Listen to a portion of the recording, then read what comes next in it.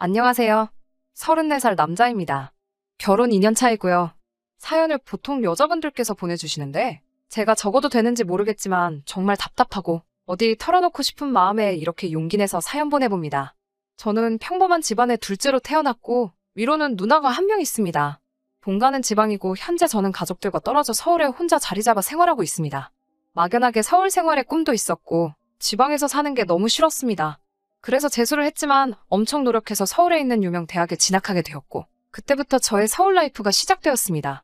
대학을 졸업하면서도 대입을 준비하던 것처럼 1년이란 시간을 더 방황했어야 했지만 서울 안에 있는 꽤나 괜찮은 회사에 들어가게 됩니다. 그때부터 저는 완전히 서울에 정착하게 되었습니다. 회사를 다닌 지 6년 차가 되니 제 수중에 돈도 2억 정도 모이고 조금 안정기로 돌아서게 되더라고요. 그러니 자연적으로 결혼을 하고 싶어졌습니다. 그렇게 아내를 만나게 되었어요. 아내는 회사 근처 카페에서 만났습니다. 회사 근처라서 직장 동료들이 자주 가는 카페인데 제 와이프는 그 중에서도 이쁘기로 소문난 카페 직원이었습니다.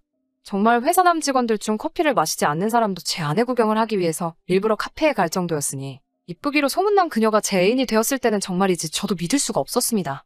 정말이지 동네방네 자랑하고 싶더라고요. 하지만 결혼을 준비하게 되면서 알게 모르게 아내의 이유 없는 시댁을 향한 적개심이 가끔씩 눈에 보일 때가 있었습니다. 둘만 있을 때는 저에게 그렇게 잘했는데 유독 고향에 있는 누나나 엄마 이야기가 나오면 엄청 불편해하더라고요. 그렇다고 제가 아내에게 제 가족들과 엄청 살갑고 가까운 관계가 되어달라고 원한 것도 아닙니다. 본가 자체가 워낙 거리가 멀기도 하니 그냥 할 도리만 하자는 주의였는데 아내는 겪어보지도 않고 어디서 들으니 어떻더라 저떻더라 하면서 시댁에 대한 적개심이 굉장히 심해 보였습니다. 그래 같은 여자다 보니 당연히 저희 누나라든지 어머니와는 불편할 거라는 생각도 들기는 했는데 그 정도가 조금 심하다 싶을 때가 조금 있었어요. 결혼을 약속하고 나서 얼마 안 돼서의 일입니다. 신혼집에 쓸 가전제품을 보러 다니다가 별다른 결정을 못하고 있던 와중이었습니다. 고르게 종류가 워낙에 많다 보니까 정신이 다 없더라고요. 아침 일찍부터 몇 군데 돌아다니다가 끝내 결정을 못하고 잠깐 휴식 좀 할 겸해서 카페에 들렸습니다. 아내가 잠깐 화장실을 간 사이에 핸드폰이나 봐야겠다 하고 핸드폰을 꺼냈는데 오랜만에 지방에 있는 누나에게서 먼저 연락이 왔더라고요. 뭐하고 지내냐, 어떻게 지내냐 이런저런 이야기를 나누다가 뭐하고 있냐고 물어보길래 아침 대바람부터 혼수 보러 다니느라 아주 정신이 다 없다고 대답했죠. 뭘로 살지는 정했냐고 누나가 물어봤는데 아직 TV며 뭐며 직접적으로 정한 건 아무것도 없다고 했습니다. 그 이야기를 하면서 누나가 TV는 어디 회사 걸 사는 게 맞다면서 자기의 의견을 말해왔고요. 화장실 다녀온 아내가 제가 누나와 대화를 하고 있다는 걸 알자 너는 우리 결혼 생활 이야기를 다 떠벌리고 있는 거냐며 엄청 불편해했어요.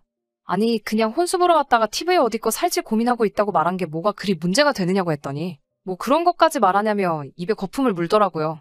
제가 무슨 큰 잘못을 한 건가 싶어 이해가 잘 가지 않아 고작 이런 걸로 왜 그러냐고 물었더니 지금 제 누나가 시자짓을 하고 있는 거라고 열변을 토하더라고요.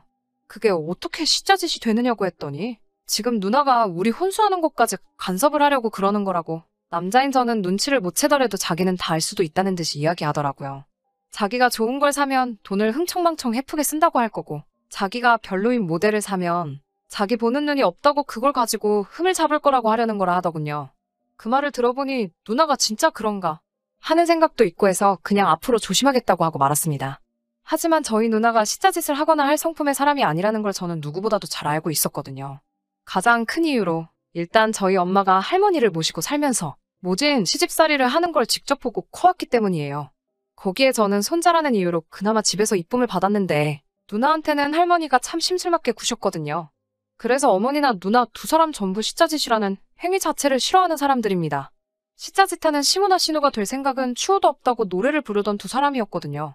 결혼 준비하면서 결혼하고 나서도 우리 어머니가 아내에게 전화 연락을 먼저 하거나 그런 적도 한 번이 없었는데 뭐가 그렇게 불편하다고만 하는지 참 이해가 안 갔습니다.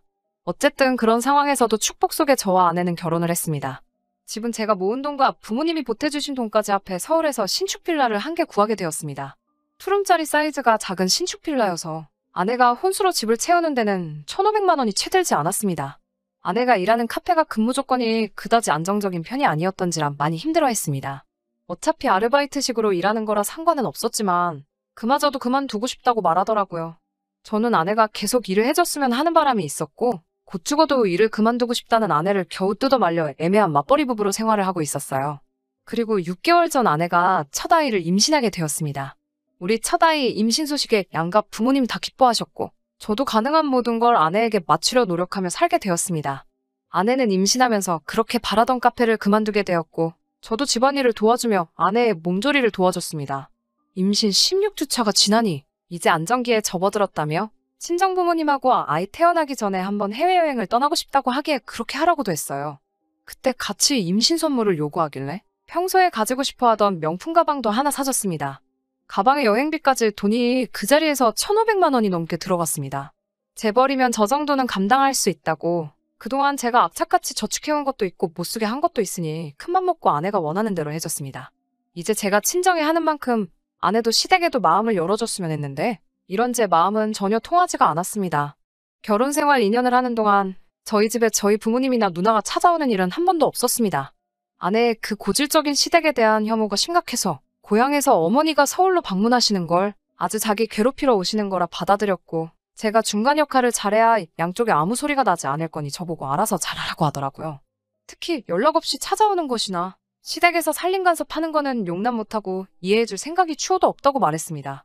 그 표현이 조금 거칠기는 했지만 요즘 여러 사람들이 시댁과의 이런저런 비슷한 문제로 이혼도 마다하지 않는다는 사실도 알고 있었기 때문에 당연하다고 생각했고 저도 그런 일은 없게 하기로 하겠다 약속했습니다. 저희 어머니도 결혼한 아들집에 자주 들락날락 하는 거 안 좋다고 이해해 주셨기 때문에 아내가 걱정하는 그런 일은 전혀 없었고 제 누나 또한 와이프가 불편해한다는 걸 진작에 눈치채고 그때의 일로 결혼 후 저와 단 한 번의 연락조차 나누지 않는 사이가 되었고요. 아무튼 그날은 제가 회사에 급한 일로 주말이지만 출근해 있는 상황이었습니다. 어머니한테 연락이 왔어요. 임신한 제 아내 생각에 새벽바람부터 곰탕을 한 소프 고아놓으셨다고 하시면서 오늘 곧바로 전해주러 오시겠다고 하시더라고요. 제가 집에 있는 상황이었다면 그냥 제가 받기만 하면 되는 것인데 그러질 못하니 아내가 엄청 질색을 할 게 눈에 선해서 조금 당황스러웠습니다.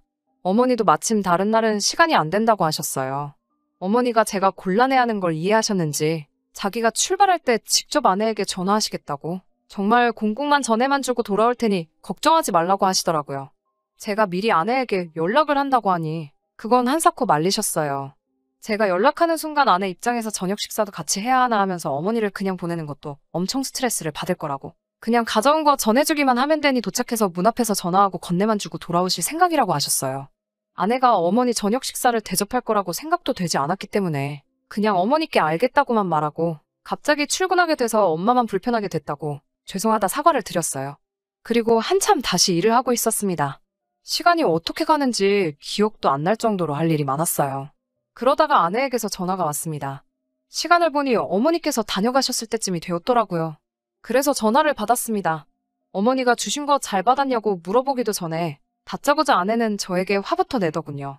내가 이런 일 없게 해달라고 했지? 라고 시작하면서 어이가 없다는 듯 다짜고짜 화부터 내기 시작하는데 처음엔 어안이 벙벙해서 잘 이해를 못했습니다.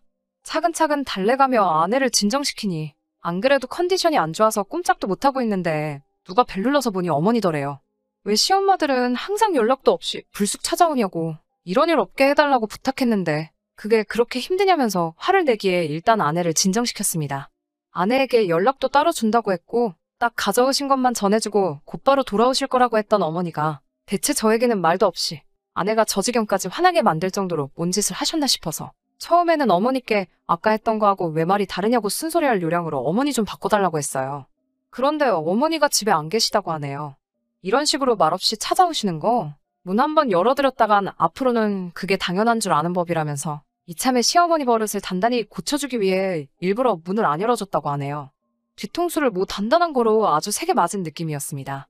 신혼집들이 이후로 며느리가 싫어한다고 별다른 연락 한번 먼저 하신 적 없었고 괜히 불편할까봐 집에 한번 찾아오신 적 없는 시어머니가 임신한 며느리 걱정돼서 밤새 곰탕 국물 우려내서 왕복 8시간 거리를 혼자서 찾아오셨는데 며느리가 한다는 말이 고작 시어머니 버릇을 이참에 고쳐놓아야 된다고요?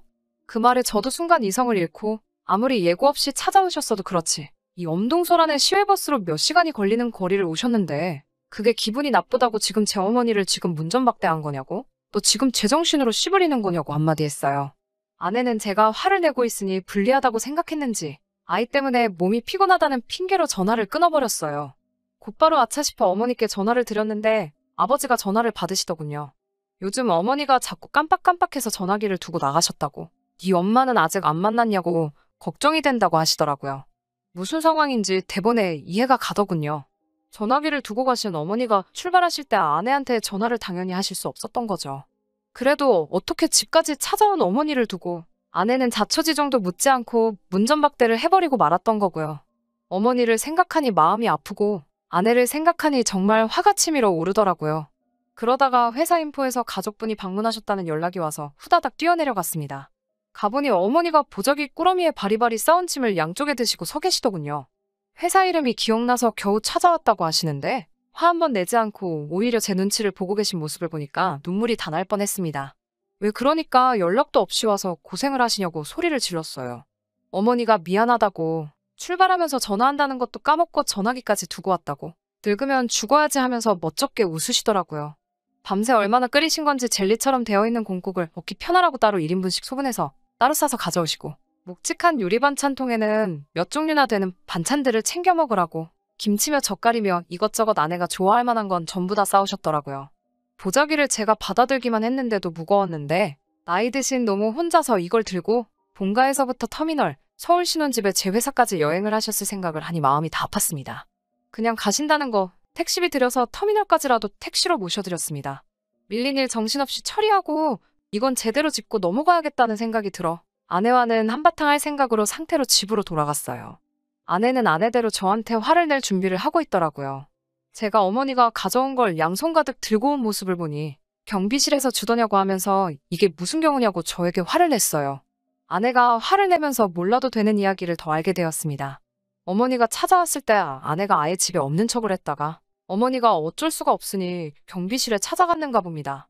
경비 아저씨한테 인터폰이 왔는데 어머니가 거기다가 짐을 두고 가셨다고. 그런데 전부 음식들이라 상할 것 같아서 미리 가져가셨으면 좋겠다 싶어 연락을 줬다고 하더군요.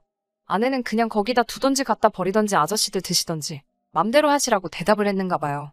그런데 어머니가 그 음식들을 고스란히 저희 회사로 가져오신 걸 보니 아무래도 그 경비 아저씨와 인터폰을 주고받는 와중에 옆에 같이 계셨던 것 같습니다. 아내에게는 불같이 화를 냈어요. 자꾸 시자짓을 한다고 하는데 우리 엄마나 누나가 너한테 뭐 못 살게 군 적이 한 번이라도 있느냐고요. 오늘같이 연락도 없이 집에 찾아오는 게 시자짓이지 않느냐고 따지는 말에도 제가 왜 그런 건지 어머니가 전화기를 두고 가셔서 연락을 할 수 없었다는 전후 사정을 말해도 그건 변명에 불과하다는 투로 대답을 하더라고요. 결과적으로 어머니는 연락 없이 찾아온 게 맞지 않느냐고 하는 말에는 대답을 할 수 없었지만 아내의 그 뻔뻔한 태도가 너무나도 화가 났습니다. 임신 중 예민한 상황인 것도 이해하고 시어머니나 신호가 어렵고 불편할 거라는 것도 다 이해를 했습니다. 무엇 하나 제가 먼저 이래라 저래라 하고 요구한 적도 없었습니다. 심지어 신우를 불편해하는 모습 때문에 결혼 후 단 한 번도 연락조차 하고 지낸 적이 없습니다. 다만 오늘 같은 날 아내가 최소한의 사람돌이를 했다면 아무리 말없이 방문하셨더라도 날 추운데 집 안으로 잠깐 모시고 따뜻한 차 한 잔이라도 대접해드렸다면 적어도 엄동설 안에 저희 어머니가 전화기도 없는 상황에서 그 무거운 짐을 들고 터미널과 저희 집, 제 회사를 왔다 갔다 하실 필요도 없었을 테고 그랬다는 생각을 하니 아무리 생각해도 아내를 용서할 수가 없네요.